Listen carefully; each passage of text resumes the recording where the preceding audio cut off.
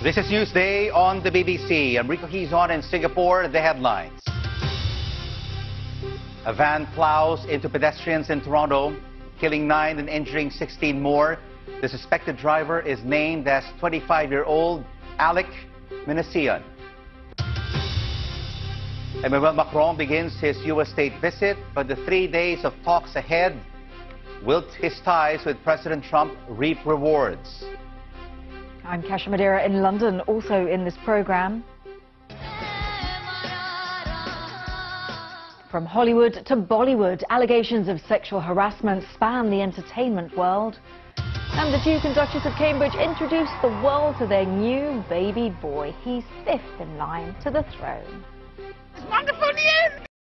It's news! Isn't it wonderful? Live from our studios in Singapore and London.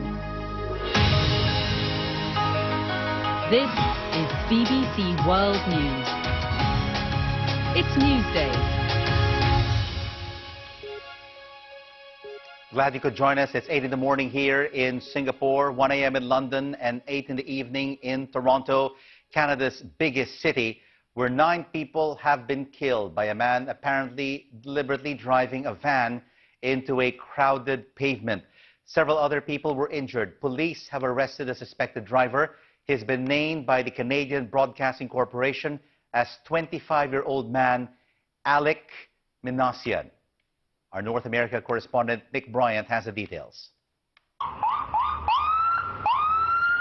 A spring day in the northern suburbs of Toronto, where pedestrians enjoying the afternoon sunshine were suddenly confronted by a vehicle careering down the pavement. It mounted the curb and was then driven at high speeds, 70 to 80 miles an hour, according to eyewitnesses. It continued on for over half a mile, hitting pedestrian after pedestrian. It looks like this white rental van was used as a weapon. All I've seen is this guy is just crumble. I mean, he's going 70, 80 clicks. He's just hitting people one by one, going down. Oh, man, it was like, it's a nightmare, man. I got to Yonge and Empress, and I seen a lady with her leg, and, oh, man, it's a gruesome scene. It's really bad out there. I couldn't believe what I seen, man. It was like, oh, man, everybody, all these people on the streets getting hit one by one. The street was scattered with discarded shoes and clothing, and the police now say that 9 people have been killed and 16 injured. So many people just shouting, stop the car, but he didn't. He just kept moving, and he hit some people, and 3 people lie down there, and they didn't move at all. The driver of the van was arrested after finally being brought to a halt by police. This does appear to have been a deliberate act, but what's behind it yet isn't clear. Nick Bryant, BBC News, Washington. Now, we are expecting a live press conference from the streets of Toronto. Let's take you to the image that we're watching at the moment. This is live near that intersection where you can see a lot of emergency services, security, police officers there. We are expecting the Toronto Mayor, John Tory, and also the Toronto Police Service Chief, Mark Saunders, to address us and just give us an update on what happened earlier on the streets of the Canadian city. 9 people killed. Police sources identifying the man arrested as Alec Minassian. He's 25 years old. Not many details coming through on that, so we're hoping that this press conference that we're expecting will bring us a few more details as to exactly what happened earlier on today. But as I said, 9 people lost their lives on that van attack on that busy intersection in Toronto. And like I say, as that happens, we'll bring that to you. But now let's have a moment to take a look at some of the day's other news stories. And France's President Emmanuel Macron has arrived at the White House. This is his 3-day state visit to the United States, and he is the first foreign leader to be given the honor since President Trump came to power. The French leader said that he was looking forward to a very important tour. During the state visit, we will have the opportunity to discuss a lot of bilateral issues, and to discuss about our security, about trade, and a lot of multilateral issues very important for our countries and beyond our 2 countries. The French president there in the United States, well, also making news today. Huge crowds have been celebrating in the streets of Armenia's capital, Yerevan, following the resignation of the country's leader, Serge Sargsyan. The Prime Minister stood down after 11 days of mass protest. A prominent opposition politician has said that he'd hold talks with the government to ensure what he called a transfer of power to the people. Mike Pompeo, Donald Trump's choice to be the new Secretary of State, narrowly won approval from a Senate committee and is expected to be confirmed by the full Senate as soon as this week. Republican Senator Rand Paul changed his mind and threw his support behind the nominee, saving him the embarrassment of being the first candidate not to win over the Foreign Relations Committee. Now, Britain says that it will waive citizenship test fees and also provide compensation to the families who arrived from the Caribbean after the Second World War. Now, the government has really been under fire after it emerged that tens of thousands of those known as the Windrush generation may not enjoy full citizenship rights. And just time to tell you that a team of international scientists have discovered a small but an explosive new discovery, a new species of what are being described as exploding ants. Now, these are canopy-dwelling insects. They're common in Southeast Asia, and they're known for this rather bizarre habit of defensive behavior. If attacked by another ant, they will attach themselves to that ant, and then their muscles will split open.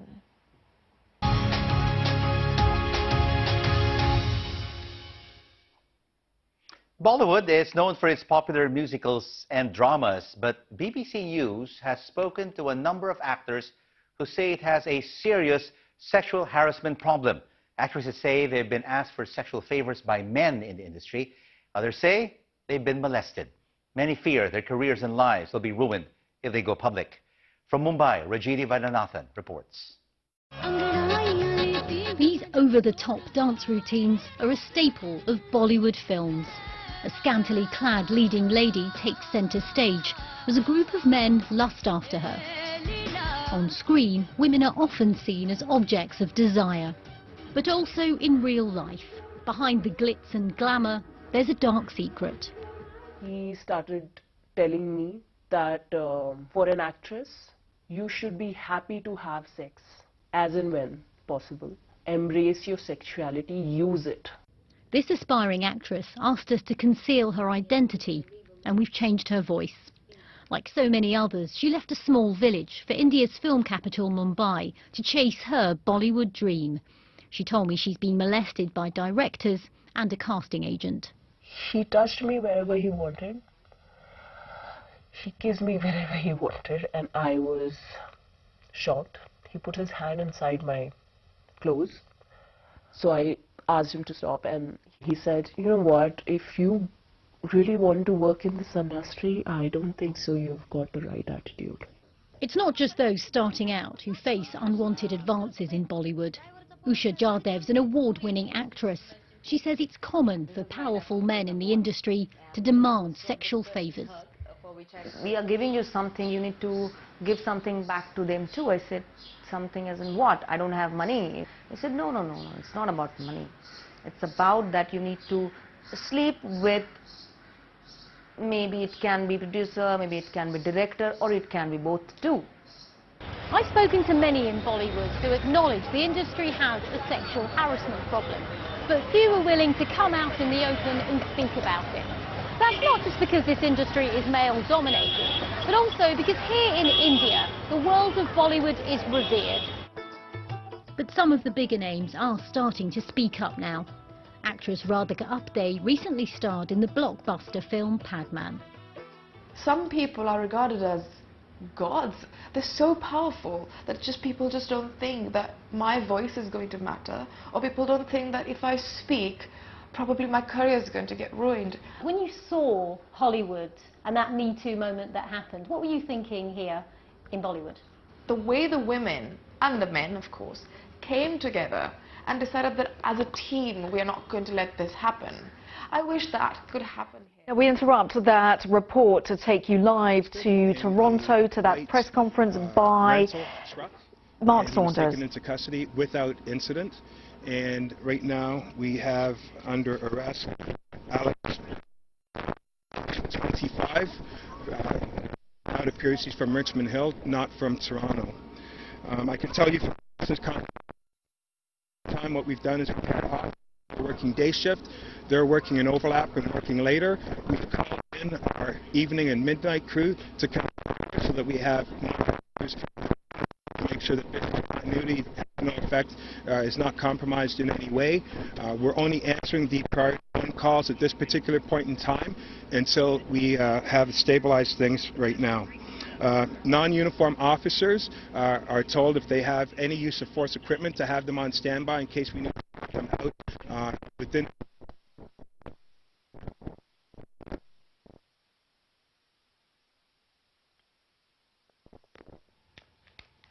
Now, apologies for the quality of that sound, but you're looking at images of a live press conference by Toronto Police Chief Mark Saunders, and you can see just behind him the Mayor of Toronto, John Tory. Now, from the snippet that we could hear, there was a confirmation of the name of the suspect, 25-year-old Alec Minassian. He is in custody following the death of 9 people after. Let's just listen in because I believe we've got the sound back. The city of Toronto, one of the busiest streets in the country. There are a multitude of people that may have witnessed it and as a result are concerned or have issues regarding wellness. Anyone that feels an opportunity or needs someone to contact Victim Services, we've got a hotline for anybody to call, and that's 1-416-808-7066. With respect to the crime scene, right now we've cordoned off the area from north to south, from Finch to just south of Shepherd Avenue. That's approximately a kilometer, very close to a kilometer. There's a tremendous amount of work that is going on right now. We're working in conjunction, not just the Toronto Police, but we're working with our provincial counterparts as well as our federal counterparts. And it's going to take a bit of time to process the scene. As you can see, it's a very large scene. The official count that we have right now, unfortunately, we have 10 people that have succumbed to their injuries, and we have 15 that are in various hospitals across the city. I want to take this time right now to personally thank all levels of government that are here, that have given us support with respect to this investigation, not just investigatively, but from all aspects, our provincial counterparts, our federal counterparts, as well as our mayor and all of the members from City Hall. The investigation is ongoing right now. I will answer some questions a little bit later, but right now I'll have Mayor Tory. Well, thank you, Chief. And can I begin by saying what I said earlier on today, which is, of course, on behalf of all the people of Toronto, to express our condolences and to say that our thoughts and prayers are with all of the people who have been victimized by this, families and friends of those who have succumbed and those who are injured in hospital. I should say that there's been a tremendous outpouring of sympathy and of concern from across the country, from people in cities right across Canada. And I think it's evidenced as well by the fact that we have here present the Premier of Ontario, the Minister of Community Safety, the Honourable Ralph Goodale, and that I heard and spoke with the Prime Minister earlier this evening, who expressed his sincere condolences to the people of Toronto and to all the families of those affected by this, and offered, as I'm sure the Minister will do, as he's done to me personally, their complete support in any way that they can to address this. The second thing that I want to do is to once again thank the first responders. Their job is far from over, but in the early chapters of this afternoon, when this came, as the Chief said, as a 911 call and on a beautiful spring afternoon, they responded in a heroic fashion. They did their very best and continue to do their very best, and of course the police work involved in all of this has really just begun. And I reiterate the Chief's request. Really is it a plea to the people of Toronto that anybody who thinks they know anything, even if it seems very small and immaterial, please use the telephone line or use Crime Stoppers to report that information, because this will help the police to get to the bottom of this tragic incident. I should say, and the police chief will have further news on this later this evening, that people should expect, in the context of this particular area of the city tomorrow, that it will still be an active investigation scene, and that we would discourage people who don't have to come here from coming here, because whatever is going on and however the breadth of that area that's affected, it will not be normal tomorrow. And so if people can be considerate of that, we will have further news later on the status of the street and the transit and the businesses, and indeed the seat of government here at North York Civic Centre.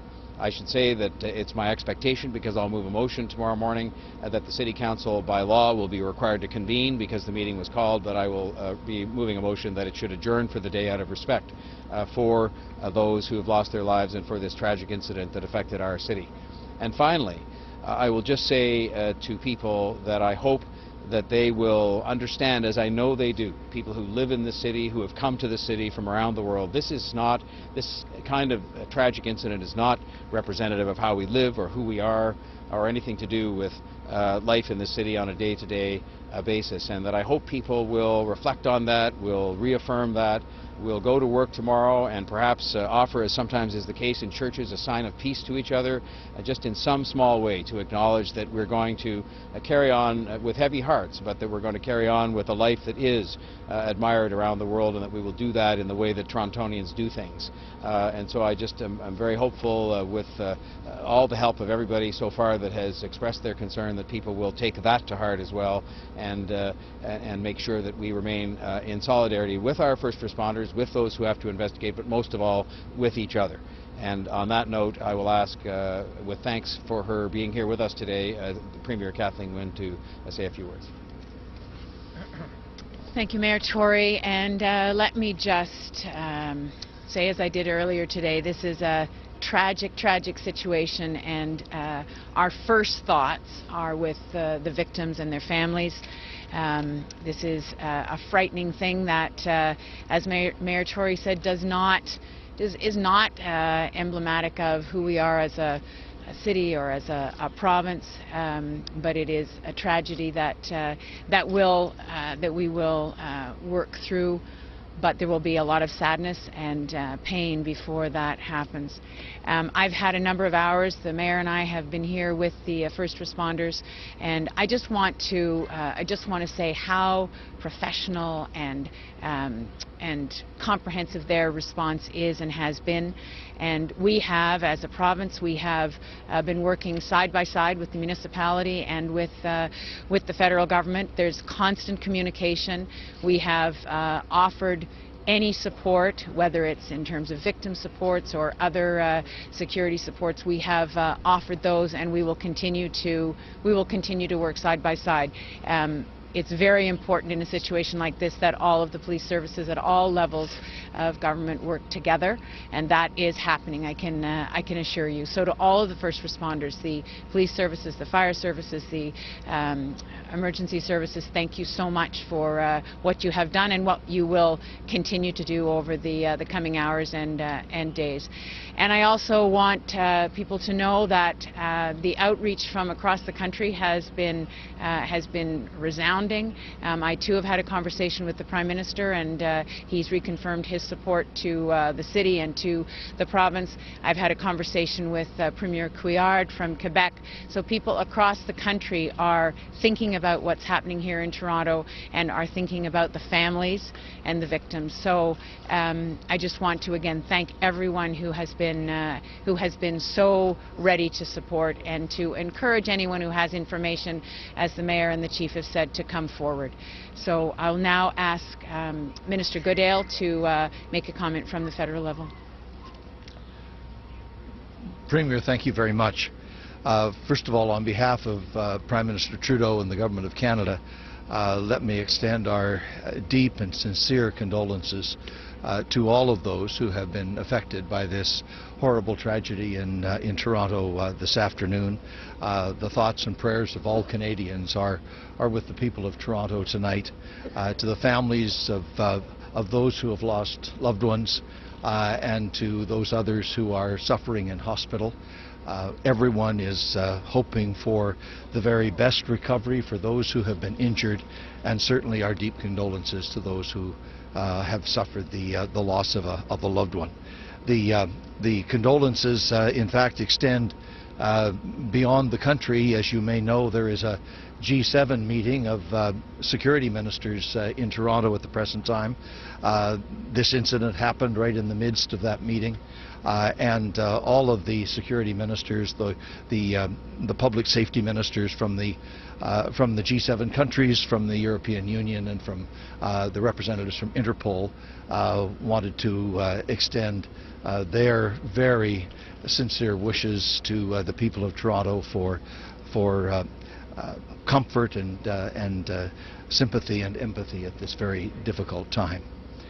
The second point I want to make is I've had the opportunity to consult with the senior officials of the security and police agencies of the Government of Canada, and on the basis of all available information at the present time, there would appear to be no national security connection to this particular incident.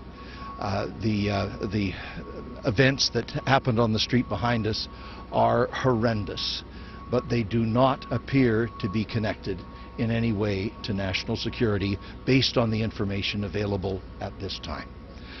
Finally, let me associate myself with the remarks of the Mayor and the Premier with respect to the first responders who have reacted to this situation today, demonstrating once again they are the best in the world, amazing people who deal with some of the most horrendous circumstances, and once again from the police, firefighter, paramedic, and emergency medical personnel, they have responded magnificently, and we express our deep appreciation to them. And I also want to reiterate the point that the collaboration among levels of government and all of the relevant agencies that are engaged here is absolutely seamless. The provincial, federal, and municipal authorities are cooperating and collaborating in a superb way, and will deal with this situation in a thoroughly professional manner. And now I believe the police chief has some further comments. Thank you, Minister, Premier, and Mayor. And I too echo the sentiments and say thank you to Toronto Fire Services and Toronto Paramedics for an outstanding job and working collaboratively with us to reach where we are. We do have a situation here right now where we are really aggressively looking for two pieces right now. One is to identify the victims, all of the victims, and the second is, as I stated earlier, there are a tremendous amount of people that saw some of the events that took place. I appreciate that it was almost a kilometer strip, so you will have a piece of the puzzle, but it's important not to dismiss that. We need every single piece of this puzzle that we can, so that we can have a fulsome picture and account as to exactly what took place here, so that we have a proper opportunity to bring this to resolution in the courts.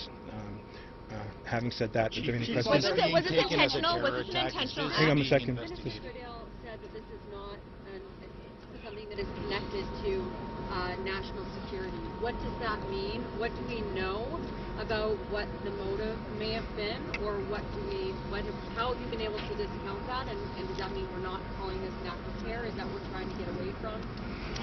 No, I don't. If you listen to what the minister said, he did not dismiss it. He said at this point, with respect to what we have right now. And so you can appreciate that this is very early in the investigation. There is no avenue that we won't explore, but right now, based on what we have and what we're looking at doing right now, because it is a multi-agency approach, we open all the lanes at the start, and then we follow where the evidence takes us. So at this particular point in time, working collaboratively, not just on a local, but also a provincial and federal level, we are all collaborating, and we're all putting our pieces together to see exactly what we have. And at this particular point in time, there's nothing that does affect the national security footprint. We are looking very strongly to what the exact motive or motivation was for this particular incident to take place. And at the end of the day, we will have a fulsome answer, and we'll have a fulsome account as to what the conclusion of this is. Can you confirm if it was intentional? Can you confirm, was there intent, or was this a mistake?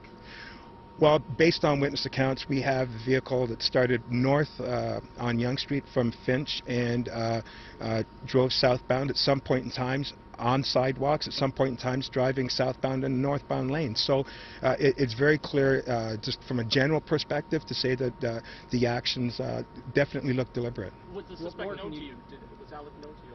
There is nothing on our files. We've looked right across, and there's nothing that we have on him right now. Was it a hate crime? No watch list at all? No watch list? Sorry?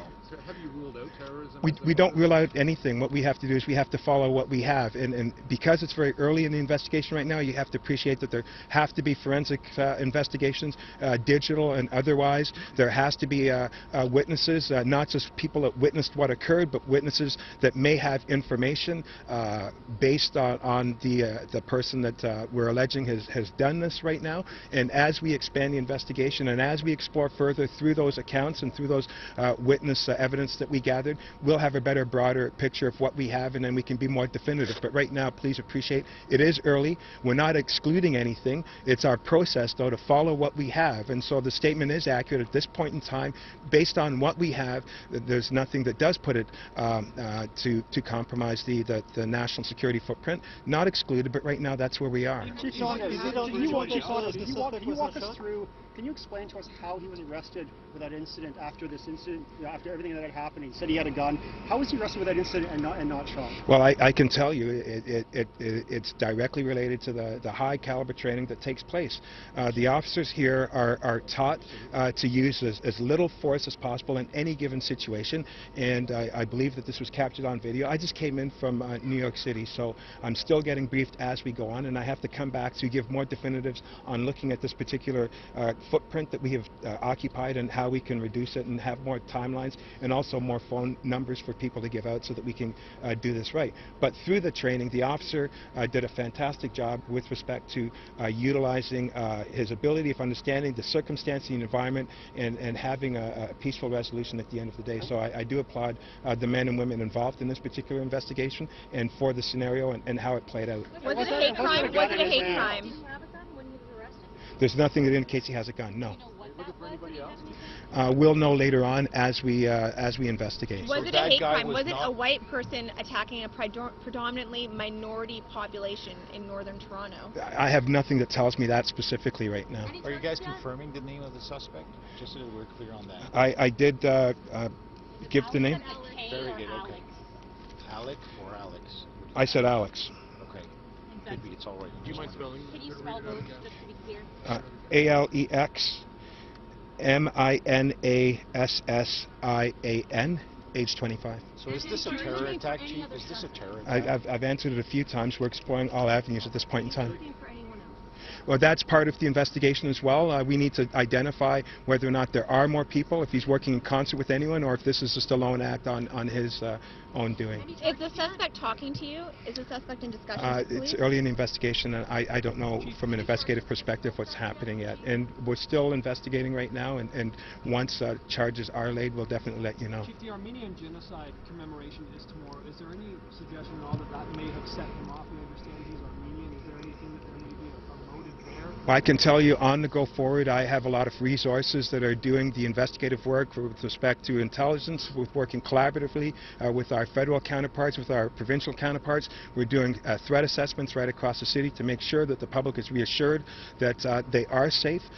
This is something that we do take serious, anything that involves loss of life, and it's our responsibility to make sure that people understand that as a police agency and as law enforcement, collaboration is the most important component for success, and we're working very strongly together to make sure that whatever security footprints we do go out with on the go forward, they are the right ones, and I feel confident that that will take place. Do you have a attacks like this? Sorry? Can there be more attacks like this? There's nothing that caused us to believe that, but as I stated, utilizing our intelligence properly and using the resources that are necessary to ensure that we keep our city safe, that's exactly what we will do. Chief, you get the call, you're out of town, you hear there's mass casualties in your city, that presumably that it appears to be criminal intent. What's going through your mind on the trip back, and just what's your general reaction to this happening in your city? Well, first and foremost, my concern is loss of life. I mean, my heart goes out to the victims, and these are people here that now have families, friends, and loved ones unexpectedly are going to be receiving phone calls. And so, first and foremost, is the city safe? Secondly, are the men and women from the Toronto Police Service, are they okay? You know, we've got a lot of critical incident debriefs that are taking place right now, not just with the front line, but also with our call takers who have to take these calls and listen to people that are calling in and watching things, and it's not sitting right with them. And so that has an effect on my civilian counterparts as well too. So the well-being of the community and my officers and civilians are on my... First and foremost, is the city safe? Is the city safe tonight? Yes, the city is safe. What extra have you done to ensure the city is safe?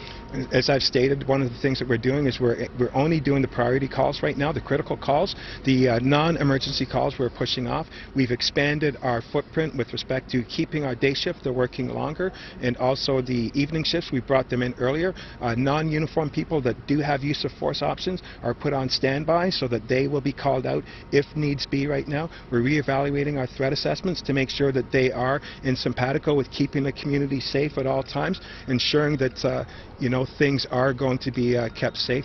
It's the paramount issue right now, and also the messaging piece, making sure that the community is informed and up to speed with what's going on and what steps we're taking, and making sure that people are calling in. That is the most important thing right now. I'll have another hotline out later for people to call if they have any concerns that their loved ones may be a victim to this.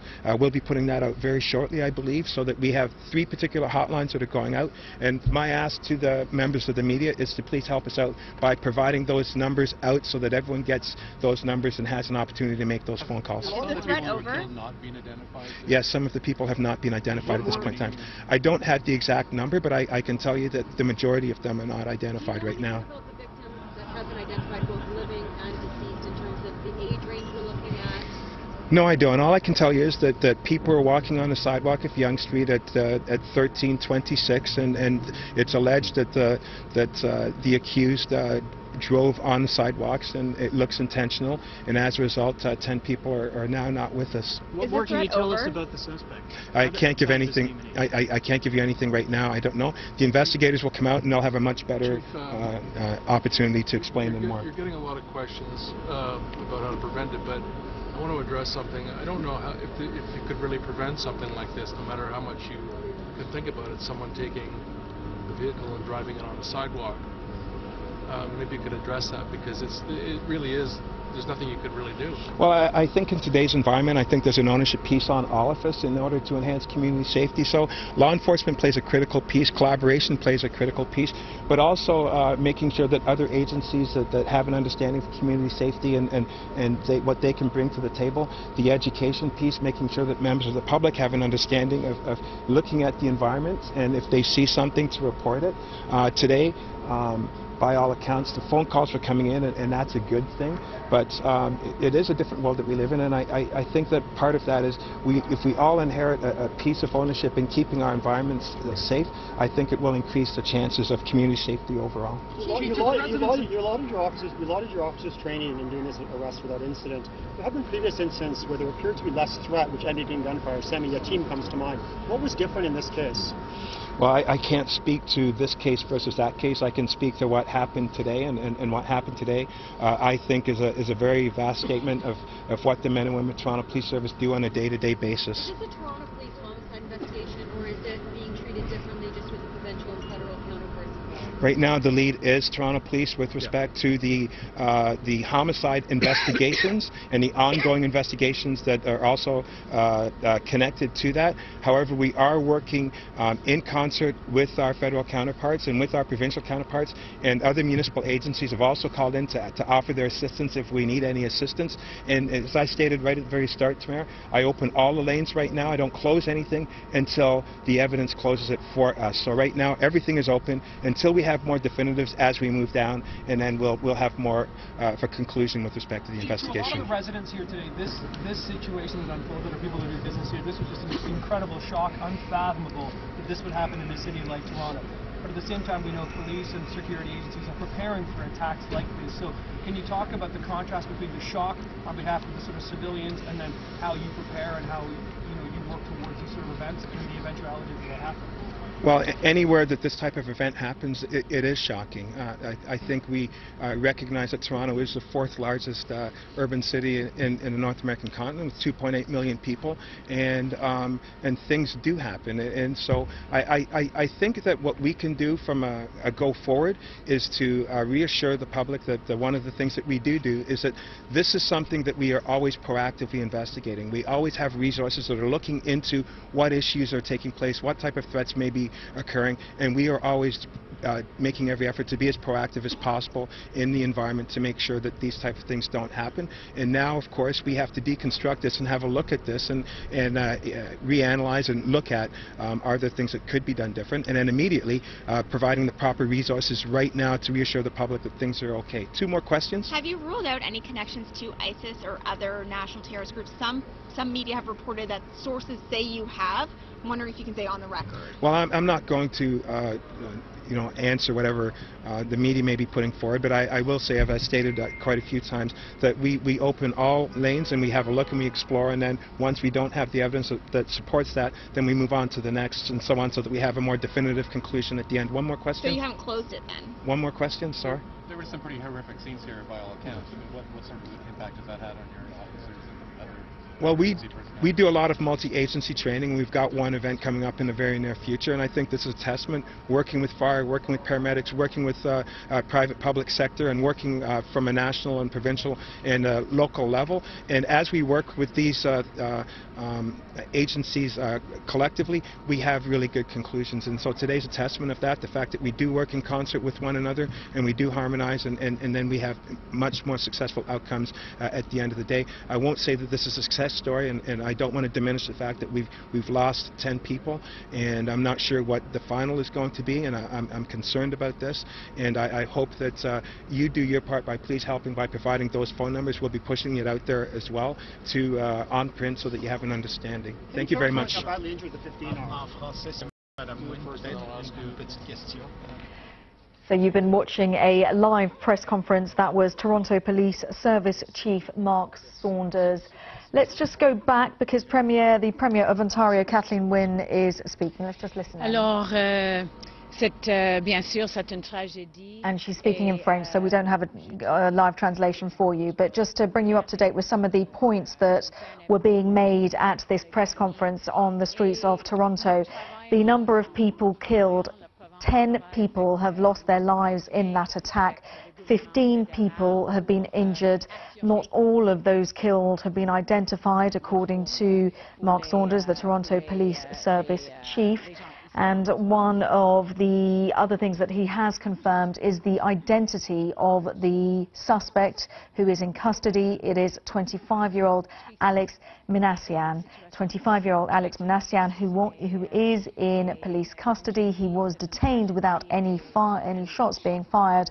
And Mark Saunders there saying that that was down to the high caliber of the training that his officers received, that no shots were fired in the process of detaining 25-year-old Alex Minassian, the driver who is now in police custody.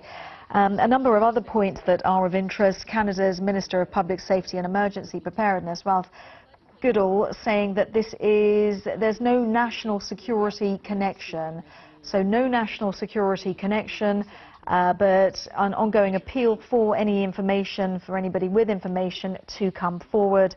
And the Mayor also saying that the first responders did their absolute very best on answering that 911 call on what was a beautiful spring afternoon. This, of course, the attack started at around 1:30 local time.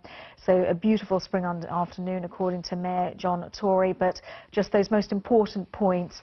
The city is described as being safe. The officer who detained the suspect did a fantastic job. No lines of inquiry are being dismissed at the moment. All directions of inquiry are opened. They're ongoing.